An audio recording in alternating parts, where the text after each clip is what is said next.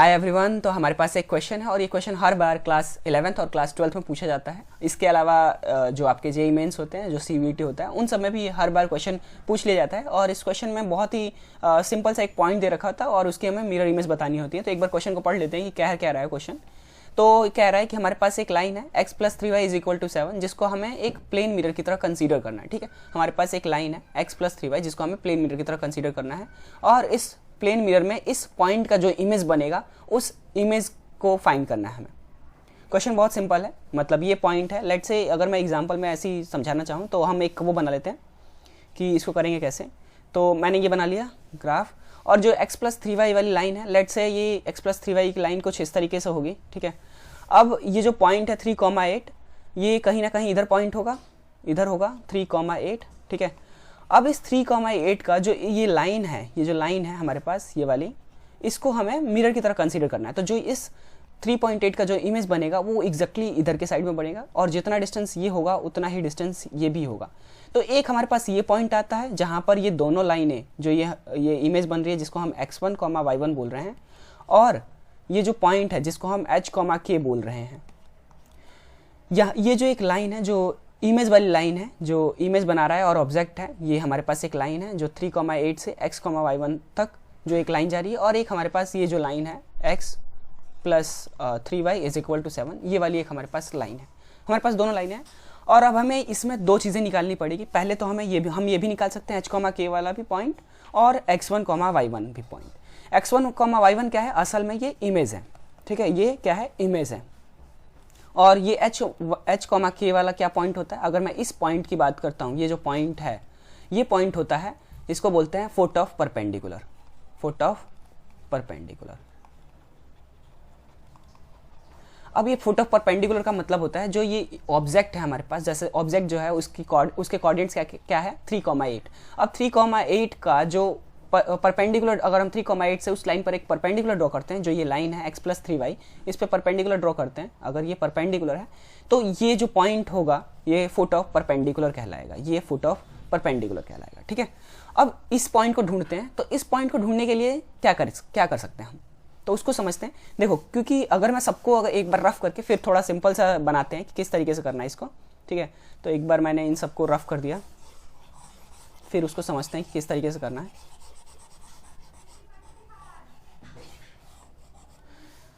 तो देखो क्या करना है हमें। हमारे पास एक ग्राफ है, ठीक है, जिसमें हमारे पास एक लाइन दे रखी है, ये वाली लाइन है, और ये पॉइंट है, और ये उसका इमेज है। लेट्स से मान के चलो ये पॉइंट है, ये जिसको हम बोल रहे हैं 3,8 पर ऑब्जेक्ट जो भी, और उसका इमेज है x1, y1। ठीक है, और ये जो पॉइंट है ये h, k है, जो कि क्या है? ये फुट ऑफ परपेंडिकुलर है, और ये x + 3y = 7 वाली ये लाइन है हमारे पास। ठीक है, अब हम क्या करेंगे? हम इस h, k को फाइंड करेंगे, जो कि क्या है? फुट ऑफ परपेंडिकुलर है। ठीक है, फुट ऑफ परपेंडिकुलर है, और ये जो x1, y1 है इसको बोलते हैं इमेज। ठीक है, तो इस इमेज को हमें इमेज को फाइंड करना है, लेकिन इमेज को फाइंड करने से पहले हमें फुट ऑफ परपेंडिकुलर भी फाइंड करना पड़ेगा। तो हम सबसे पहले क्या करते हैं कि फुट ऑफ परपेंडिकुलर फाइंड करते हैं, और फिर उसकी हेल्प से हम फाइंड करेंगे उसका इमेज। तो आपको पता है कि जो ये h, k है, जो ये पॉइंट है h, k, ये इस वाली लाइन पे एग्जिस्ट करता है, मतलब इस वाली लाइन पर ही है। जो ये लाइन है x + 3y, इसी लाइन पर ये पॉइंट है, ये जो पॉइंट है इस लाइन पर ही है। तो इसका मतलब है कि जो पॉइंट है उस लाइन की इक्वेशन को सेटिस्फाई करेगा। इसका मतलब है जो हमारे पास लाइन की इक्वेशन है, हमारे पास लाइन की इक्वेशन क्या है? हमारे पास लाइन की इक्वेशन क्या है? x + 3y = 7 है। ठीक है, अब क्योंकि जो h, k पॉइंट है वो इसी लाइन पर एग्जिस्ट कर रहा है, इसी लाइन पर है, तो इसका मतलब है ये जो h, k है इस लाइन को सेटिस्फाई करेगा। मतलब x के बदले अगर h रखता हूँ और y के बदले अगर k रखता हूँ, तो इसका मतलब है दोनों साइड, लेफ्ट हैंड साइड और राइट हैंड साइड दोनों बराबर होंगे। तो x के बदले h रखा प्लस y के बदले k रखा, तो ये हमारे पास एक इक्वेशन आ गई। ठीक है, और इस लाइन का स्लोप क्या है? अगर इस लाइन का स्लोप देखूं, जिसको मैं m1 बोल रहा हूं, इस लाइन के स्लोप को बोल रहे हैं, स्लोप को मैं बोल रहा हूं m1। ठीक है, स्लोप को बोल रहा हूं m1। तो इस लाइन का स्लोप क्या होगा? क्योंकि हमें पता है कि ये इक्वेशन जो है ax + by + c के टर्म्स में है, तो मैं इसका स्लोप लिख सकता हूँ -a/b। और ए क्या होता है एक्स का कोफिशिएंट और बी क्या होता है वाई का कोफिशिएंट। तो जो स्लोप होगा जिसको मैं m1 बोल रहा हूँ वो क्या होगा, वो हो जाएगा -1/3। ठीक है, अब इस लाइन के लिए हमारे पास स्लोप भी है जिसको मैं ये भी बोल सकता हूँ कि इस लाइन का स्लोप जो है वो ये है। ठीक है, अब बात करते हैं हम दूसरी लाइन जो इसका स्लोप है। जो अगर मैं ये देखूँ तो ये भी क्या है, असल में एक तरीके से ये भी एक लाइन है। एक अलग पेन लेके बताता हूँ। जो ये 3,8 है ये खुद से अपने आप में एक अलग लाइन है, और ये लाइन और जो ये लाइन दे रखी है जो 3x + 7y वाली लाइन जो दे रखी है ये आपस में क्या है, परपेंडिकुलर है। तो अब जब परपेंडिकुलर होते हैं तो हमें पता है कि जब दो लाइनें परपेंडिकुलर होती है तो उनके स्लोप का प्रोडक्ट -1 के बराबर होता है। तो हम वहां से करते हैं फिर। तो क्या होगा कि इसका स्लोप जो भी है, इसका स्लोप क्या है -1/3, और इसका स्लोप क्या होगा अगर देखा जाए तो इसका स्लोप होगा क्या हो जाएगा y1 - y2 अपॉन में x1 - x2 होता है स्लोप। तो अगर मैं इसका स्लोप देखूं, तो k - 8 अपॉन में h - 3 हो सकता है, या 8 - k अपॉन में 3 - h भी कर सकते हैं हम। तो दोनों तरीके हैं हमारे पास। तो अगर मैं दूसरी लाइन के लिए अगर मैं यहाँ से करता हूँ तो दूसरी लाइन के लिए क्या हो जाएगा स्लोप 8 - k अपॉन में 3 - h। ये जो स्लोप है ये किसके लिए स्लोप है, ये है दूसरी लाइन का जिसको हमें मतलब जो हमने बनाया है, जो ऑब्जेक्ट वाली लाइन है जिसको हम L1 बोल दो या L2 बोल देते हैं, और इस लाइन को L1 बोल देते हैं। ठीक है, अब ये L2 लाइन का स्लोप है स्लोप ऑफ L2। ठीक है, जिसको मैं M2 बोल रहा हूँ। ठीक है, तो ये क्या मिला है मुझे, M2 मिला है। और इस लाइन स्लोप ऑफ M1 क्या है, L1 लाइन का स्लोप है, स्लोप ऑफ लाइन L1। ठीक है, तो इसको थोड़ा सा चलो यहाँ पर आप समझ लेना। ठीक है, M2। अब देखो क्या है कि अब ये जो दोनों लाइनें हैं, जो ये वाली लाइन है और जो ये वाली लाइन है, आपस में क्या है, परपेंडिकुलर है। तो अब जब परपेंडिकुलर होती हैं तो हमें पता है कि जब भी कोई दो लाइनें आपस में परपेंडिकुलर होती है तो उनके स्लोप का प्रोडक्ट -1 के बराबर होता है। इसका मतलब है m1 × m2 किसके बराबर होगा, -1 के बराबर होगा। ठीक है, तो इसका मतलब है जो ये हमारे पास स्लोप आया है, एक का स्लोप क्या है -1/3 है, और एक का स्लोप क्या है, एक का स्लोप है 8 - k अपॉन में 3 - h। तो इन दोनों का प्रोडक्ट -1 के बराबर होगा। इसका मतलब है -1/3 इंटू में 8 - k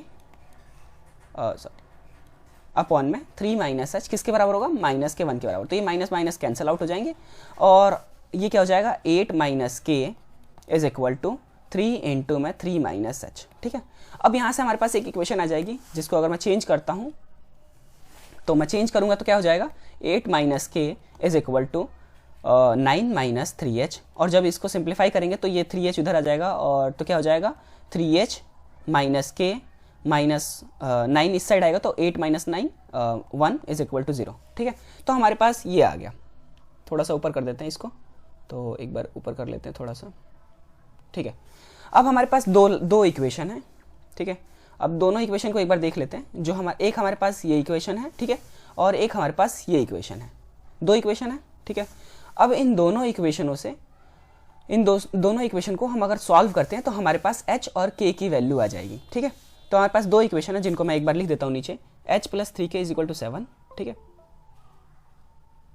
हमारे पास दो इक्वेशन है, क्या क्या है, h प्लस एक सेकेंड, h + 3k = 7 हमारे पास एक इक्वेशन है। और दूसरी इक्वेशन क्या आई है, इसको एक बार रफ कर देते हैं।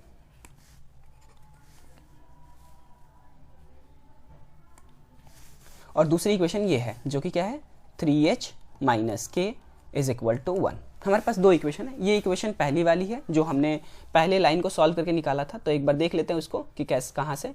ये रहा, आपको दिख रहा होगा कि यहाँ पर ये जो है h + 3k = 7 जो कि हमने इसके, क्योंकि h, k इस लाइन पर एग्जिस्ट कर रहा था, यहाँ पर इसी लाइन पर, सेम इस लाइन पर, तो हमने यहाँ से करके बताया था। ठीक है, तो ये एक इक्वेशन है और एक इक्वेशन हमारे पास मिली गई है 3h - k = 1 वाली। अब इन दोनों को अगर सॉल्व करेंगे तो हमारे पास क्या मिल जाएगा, हमारे पास h और k की वैल्यू मिल जाएगी। अगर h और k की वैल्यू मिल जाती है तो हमें ये पता है कि जितना ऑब्जेक्ट से मिरर दूर होता है उतना ही मिरर से इमेज भी दूर होती है। तो वहाँ पर हम मिड पॉइंट फार्मूला भी लगा सकते हैं। तो उसको एक बार समझेंगे। ठीक है, पहले इनको सॉल्व कर लेते हैं कि h, k की वैल्यू क्या आ रही है। तो अगर मैं इनको सॉल्व करता हूँ तो 3 से इसको मल्टीप्लाई कर देता हूँ, इक्वेशन 1 इसको बोल देते हैं और इसको इक्वेशन 2 बोल देते हैं। अगर मैं इक्वेशन 1 को 2 से मल्टीप्लाई कर देता हूँ 3 से, तो क्या बन जाएगा, इक्वेशन 1 को multiply equation 3 with equation 1 with 3, sorry equation 1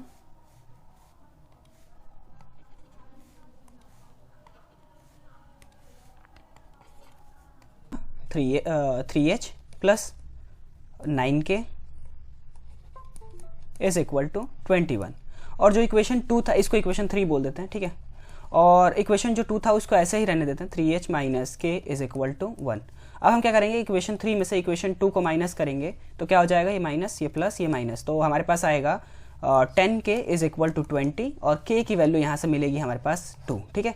k की वैल्यू अगर 2 है तो हम किसी भी इक्वेशन में, इस इक्वेशन में इक्वेशन 2, इक्वेशन 1, इक्वेशन 2, इक्वेशन 3 किसी में भी पुट करके हम h की वैल्यू निकाल लेंगे। तो h प्लस 3 की, जैसे कि मैं इक्वेशन 1 में पुट कर रहा हूँ, तो h प्लस 3 इंटू में 2 इज इक्वल टू 7 था, तो यहाँ से h is equal to 7 minus 6 कितना हो जाएगा, 1 हो जाएगा। तो h की वैल्यू भी मिल गई और k की वैल्यू मिल गई। तो असल में h और k क्या थे, असल में h और k थे, h और k जो था वो था फुट ऑफ परपेंडिकुलर, ठीक है। मैं आपको दिखा देता हूँ, ये असल में क्या था, फुट ऑफ परपेंडिकुलर। तो एक बार ऊपर चल के देख लेते हैं कि फुट ऑफ परपेंडिकुलर क्या होता है। देखो जैसे कि ये पॉइंट जो था, ये जो पॉइंट था, एक बार किसी दूसरे पेन से, तो जो ये पॉइंट था असल में ये था, ये हमने निकाल लिया h कॉमा के। तो अब हमें पता है कि ये जो इमेज है, ये इमेज है, ये ऑब्जेक्ट है, ये ऑब्जेक्ट है, ये उसका इमेज है। तो इन दोनों का मिड पॉइंट है, तो मिड पॉइंट फार्मूला लगा के हम कर लेंगे कैलकुलेट x1 और y1 को, ठीक है। x1 और y1 को कैलकुलेट कर लेते हैं फिर एक बार। तो एक बार नीचे चलते हैं, तो हमें पता है, एक बार फिर से एक बार ड्रॉ कर लेते हैं यहाँ पर कि हमने किया क्या है। तो ये हमारे पास ग्राफ है, लेट्स से ये x एक्सिस y एक्सिस, ये हमारे पास लाइन हो गई, ये इसका इमेज हो गया और ये ऑब्जेक्ट हो गया। तो ऑब्जेक्ट को बोल लेते हैं 3,8 पर है, इसका इमेज जो है वो है x1, y1, और जो हमें फुट ऑफ परपेंडिकुलर मिला है h, k था, जो कि हमें मिल गया है, वो कितना आ रहा है, h की वैल्यू 1 आ रही है और k की वैल्यू 2 आ रही है। तो ये पॉइंट मिल गया है और ये तीनों ही सेम लाइन में होते हैं, आपको पता होना चाहिए, ठीक है। तो अब हम मिड पॉइंट फार्मूला लगा के, हमें पता है मिड पॉइंट फार्मूला, तो हम उसको लगा के 3 plus x1 upon 2 is equal to 1 के बराबर होगा। और सेम ऐसे ही यहाँ पर मिड पॉइंट फार्मूला यूज़ करेंगे तो 8 प्लस y कोऑर्डिनेट निकालने के लिए 8 plus y1 by 2 is equal to 2। तो यहाँ से x1 की वैल्यू कितनी आ जाएगी, 2 माइनस 3, और यहाँ से y1 की वैल्यू आ जाएगी 4 माइनस 8। तो x1 की वैल्यू हो जाएगी माइनस का 1 और y1 की वैल्यू हो जाएगी माइनस का 4।